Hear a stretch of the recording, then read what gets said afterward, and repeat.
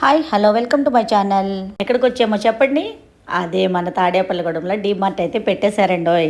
మన పక్కనే ఉన్న తణుకు కానీ రాజమండ్రి కానీ వెళ్ళి మనమైతే షాపింగ్ చేసేవాళ్ళం. ఇప్పుడు ఆ బెడదైతే లేదు. మన దగ్గరికి డీమార్ట్ వచ్చేసింది.